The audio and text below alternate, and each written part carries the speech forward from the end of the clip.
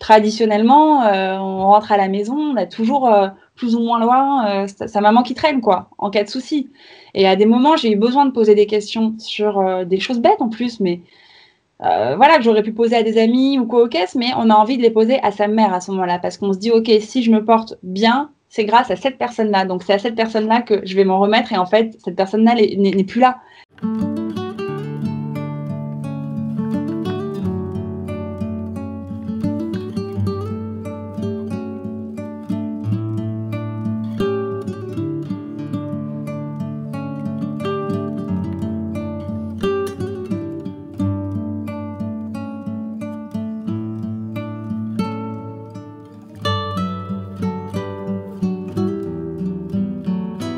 Sa façon d'appréhender la maternité m'inspirait énormément. Pour moi, c'est mon modèle encore aujourd'hui, même si elle est plus là. Je veux dire, elle m'a tellement, malgré elle, en fait, elle m'a enseigné en fait cette façon d'appréhender la maternité que j'espère pouvoir reproduire ce schéma-là. Et j'espère qu'un jour ma fille parlera de moi comme ça. Mais on en parlait, mais c'était quand même abstrait parce que à l'époque où ouais, elle me sous-entendait qu'elle aimerait bien être grand-mère, etc. Elle savait que moi c'était pas forcément le moment, donc elle me mettait pas la pression, mais c'était mignon de sa part. C'était voilà, c'était bon. Moi je suis prête à être grand-mère. Si tu as besoin, je serai là pour toi. C'est assez rassurant du coup parce que même si elle est plus de ce monde aujourd'hui, le fait d'avoir donné la vie en sachant à quel point elle aurait aimé être grand-mère et en sachant que d'une façon ou d'une autre, elle serait toujours là, il y a un côté qui est rassurant, je trouve.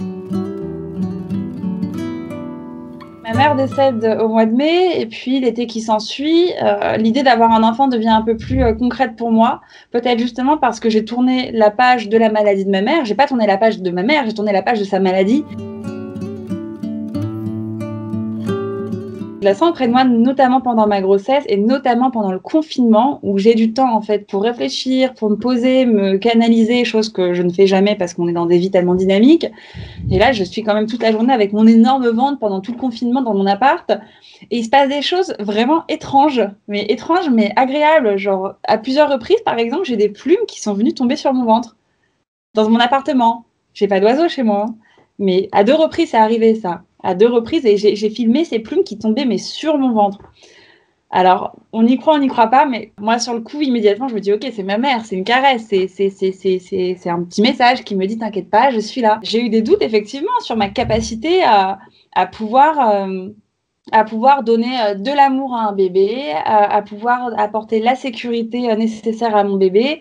En fait, j'ai douté de moi parce que certes, j'ai des frères, des sœurs, etc. Mais il y avait quand même mes parents qui étaient en backup. Même si j'ai pu changer des couches ou quoi aux caisses, là, c'est mon bébé, c'est le mien. C'est-à-dire que ce bébé-là va compter sur moi comme moi, j'ai pu compter sur ma mère. Et moi, j'ai beaucoup compté sur ma mère, vraiment. C'est-à-dire que j'ai une admiration et un amour pour ma mère, pour mon père aussi. Mais là, je parle de la relation mère-fille qui est intense. Euh, c'est quand même quelque chose et forcément, on y pense. Et d'autant plus quand on n'a pas sa maman à ses côtés. Parce que traditionnellement, on rentre à la maison, on a toujours plus ou moins loin sa maman qui traîne, quoi, en cas de souci. Et à des moments, j'ai eu besoin de poser des questions sur des choses bêtes en plus, mais voilà, que j'aurais pu poser à des amis ou quoi au caisse, mais on a envie de les poser à sa mère à ce moment-là, parce qu'on se dit, ok, si je me porte bien, c'est grâce à cette personne-là. Donc c'est à cette personne-là que je vais m'en remettre, et en fait, cette personne-là n'est plus là. C'est un peu compliqué. Ça a été compliqué parce que voilà, j'aurais aimé savoir plein de trucs en fait. Et c'est des choses auxquelles je n'ai pas pensé avant que ma mère ne parte. Parce que bah, j'étais pas enceinte à ce moment-là. Et ces questions ne me venaient pas à l'esprit. Mais voilà, maman, comment t'as fait en rentrant de la maternité les premières nuits qui sont flippantes avec ton bébé. En fait, les premières nuits, on dort pas clairement quand on rentre à la maison avec un nourrisson.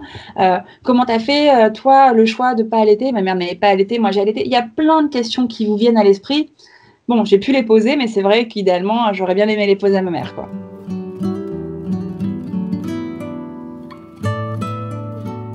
J'aurais aimé que ma mère soit là, j'aurais aimé qu'elle rencontre ma fille, mais bon, comme on se l'est dit en début de discussion, moi je crois que ma mère est omniprésente, je pense qu'elle sait très bien qui est ma fille, je pense que ma fille sait très bien qui est ma mère, je pense qu'elles ont leurs échanges, et moi je parle de ma fille, enfin de ma mère à ma fille.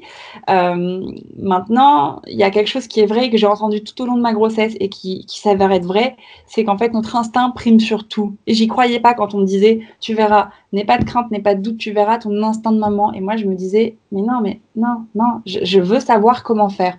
Dès le premier jour où j'ai accouché, j'ai su ce qui était bon ou pas pour ma fille à l'hôpital. Voilà, quand vous avez des visites de médecins, différents médecins qui viennent vous rendre visite, vous avez une version, une autre version, une troisième version.